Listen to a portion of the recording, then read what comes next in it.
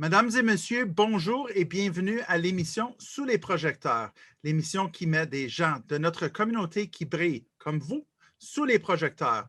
Aujourd'hui, mon invité est Sandra Adjou Akiremi, directrice générale et fondatrice du CICA, le Centre de l'identité et de la culture africaine. Bonjour Sandra. Bonjour Peter, merci de me recevoir. Absolument. Moi, je veux savoir qui est Sandra. Alors, très bonne question. Donc, Sandra Adjoa-Kiremi, c'est une fière béninoise et canadienne. Et le Bénin, c'est un magnifique pays de l'Afrique francophone de l'Ouest que je t'invite d'ailleurs à aller découvrir. Donc, je suis maman, l'heureuse maman de 2 enfants. Je suis mariée à Karl Akiremi et je suis au Canada depuis exactement, ça va faire 10 ans ce mois de mars. C'est L'anniversaire. incroyable comme le temps passe vite. Donc, on a d'abord atterri au Québec. C'était un peu comme la destination première qui faisait du sens quand on a quitté la France. Et il y a 5 ans maintenant qu'on est à Toronto.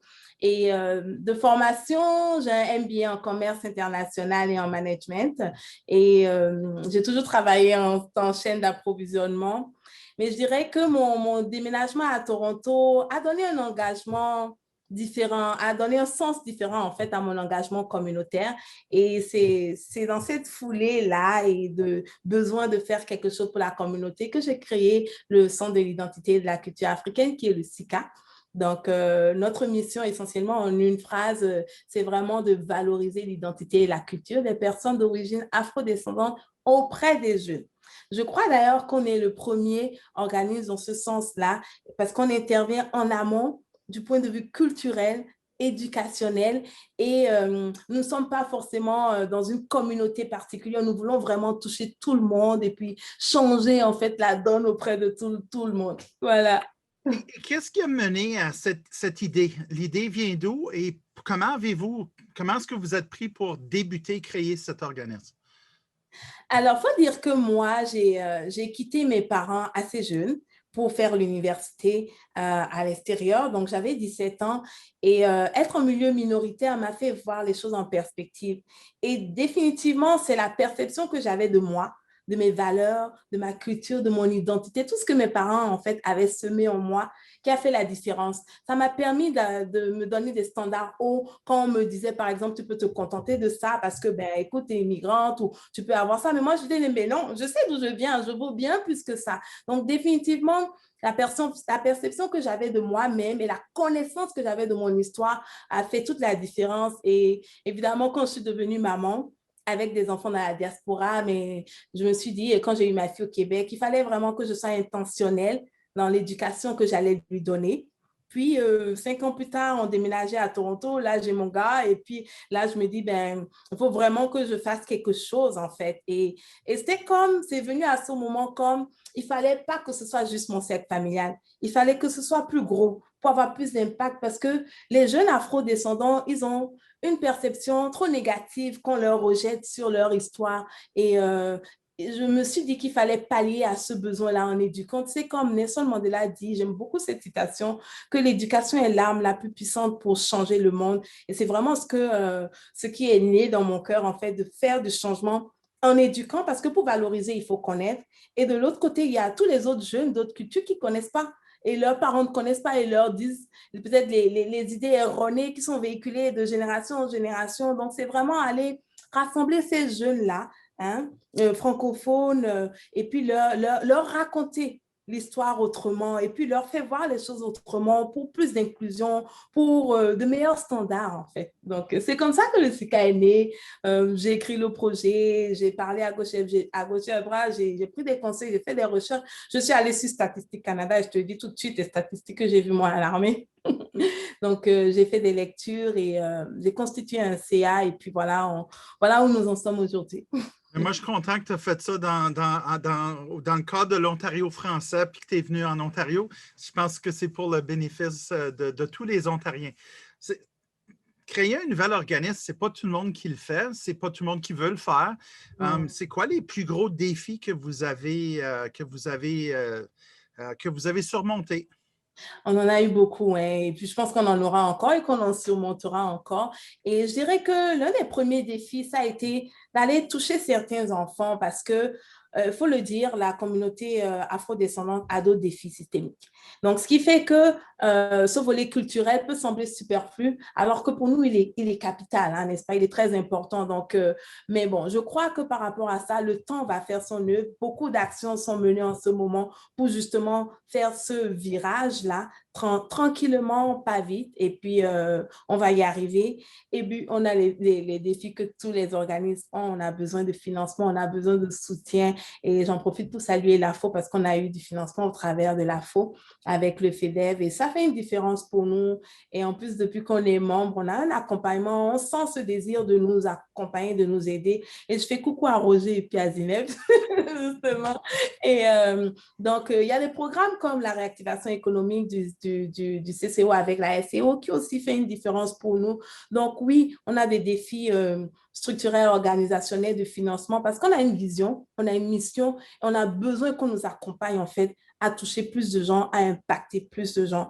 Et un autre défi qui est assez récurrent et qui est aussi commun, en fait, je dirais, c'est avoir des bénévoles qui n'ont pas un taux de roulement trop élevé.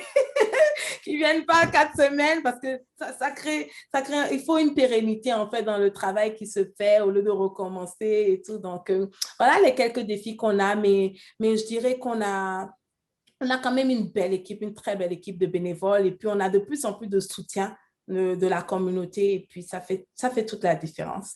J'ai l'impression que c'est très difficile pour un bénévole ou qui que ce soit de dire non à Sandra. Je confirme que je suis assez convaincante. Parle-nous d'un projet sur lequel vous avez travaillé récemment. C'est quoi votre gros projet qui vous inspire en ce moment? Alors, bon, on vient de terminer le mois de l'histoire des Noirs et évidemment, le mois de l'histoire des Noirs, c'est tous les jours au SICA parce qu'on valorise tous les jours nos identités, mais on a célébré le 27 février dernier virtuellement. C'était un beau challenge qu'on a relevé avec brio. Les enfants étaient incroyables, les bénévoles tellement passionnés. C'était vraiment, c'est un événement phare en fait parce qu'on le fait avec toute la communauté. Et on a d'ailleurs eu une commandite de la faune ici et c'était très encourageant. C'est encourageant en fait d'avoir des organismes comme le vôtre qui voient ce qu'on fait et qui essaient de nous pousser. Donc, merci. On espère qu'il y en aura d'autres. Tu sais que le 25 février, c'était la fête à notre président. On ne pouvait pas dire non. Mais je suis content de voir que vous avez fait ça. Tu as raison, tous les jours, c'est le jour des Noirs. C'est quoi les prochains projets? C'est quoi les prochains défis qui attendent Sandra et le SICA? On a énormément de projets en cours. Donc, on va faire une planification stratégique. Donc, ça fait partie d'un des financements qu'on a reçus. Et on a un curriculum, mais il faut dire que le SICA se voit c'est comme une école, en fait, de formation de futurs leaders qui sont décomplexés, qui sont des ambassadeurs d'un Canada où tout le monde a sa chance parce que c'est une terre d'accueil pour tout le monde et tout le monde a le droit d'y réussir, tu vois. Donc, on se voit comme une école. Donc, on est en train de retravailler notre curriculum maintenant qu'on est passé en virtuel. On s'est ajusté et là, ça nous a donné une nouvelle visibilité, une nouvelle vision parce qu'on est arrivé à toucher à des enfants d'Ottawa, on est arrivé à toucher à des enfants qui sont à Gatineau, par exemple. Donc, on voit que le besoin est grand et là, il faut vraiment accompagner tout ça avec plus de travail et maintenant, développer des outils un peu plus électroniques, développer toutes ces choses interactives là dont les enfants ont besoin en fait pour faciliter leur apprentissage. Donc, c'est énormément de petits projets qui sont en cours, mais c'est que pour du bon en fait. Je suis convaincu. Si on ne sait pas qui on est, c'est difficile de briller dans la vie. C'est clair en te parlant que tu sais exactement qui tu es et tu amènes cette passion au SICA. Si quelqu'un d'autre avait une idée comme la tienne de vouloir créer quelque chose en Ontario français, c'est bien certain, quel conseil est-ce que tu leur donnerais pour qu'ils puissent réussir aussi bien que toi? Alors, un conseil, bonne question. Je dirais, c'est énormément de travail, mais c'est tellement, mais tellement gratifiant. Franchement, personnellement, quand j'entends les enfants parler, les jeunes, quand j'entends les retours des parents, ça fait toute la différence. Ça vaut tout le travail, en fait, qui est fait. Donc, je dirais, foncez, foncez et foncez. En fait, je pars du principe que si vous sentez qu'il y a un besoin, c'est qu'il y a réellement un besoin et que vous n'êtes pas, vous êtes la meilleure personne en fait pour le faire.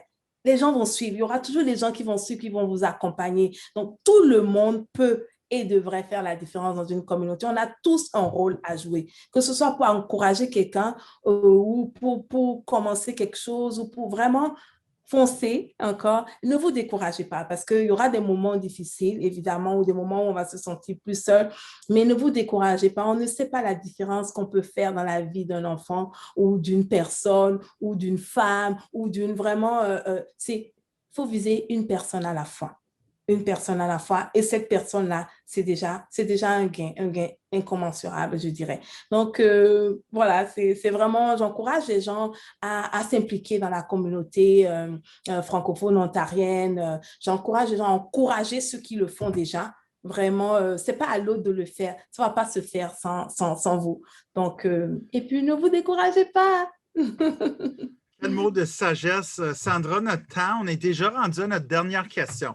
Puis ma question pour toi, c'est toujours la question qu'on pose c'est quoi ton plus grand rêve pour la communauté franco-ontarienne? Alors, mon plus grand rêve pour la communauté franco-ontarienne, je dirais qu'elle soit unie. Je dirais qu'elle soit plus unie et qu'on porte haut les étendards parce qu'on voit plus de richesse dans nos différences, en fait. On voit plus de richesse dans nos différences et qu'on les porte haut et qu'on puisse avoir accès à nos services partout, plus de services et on a des parents qui font 1 heure aller, 1 heure retour pour un atelier de 2 heures. Mais si on avait l'opportunité de rapprocher ça à 2, on a besoin de plus de services en français. Et je crois qu'on a une bonne dynamique qui commence et on va y arriver un jour à la fois. Et merci aux organismes comme l'AFO parce que vous jouez un rôle en fait capital.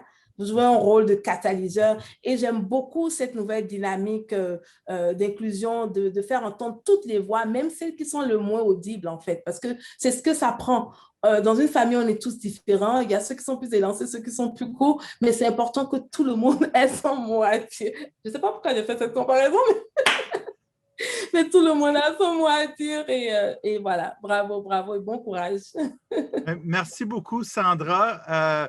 Mon invité aujourd'hui était Sandra Adjou Akiremi, la directrice générale et la fondatrice du CICA, le Centre de l'identité et de la culture africaine. Merci beaucoup d'avoir été là avec nous. Et si vous aussi, vous brillez, si vous voulez partager votre histoire avec nos auditeurs, s'il vous plaît, laissez-nous savoir. Ça va nous faire plaisir de vous mettre sous les projecteurs. Merci et bonne journée.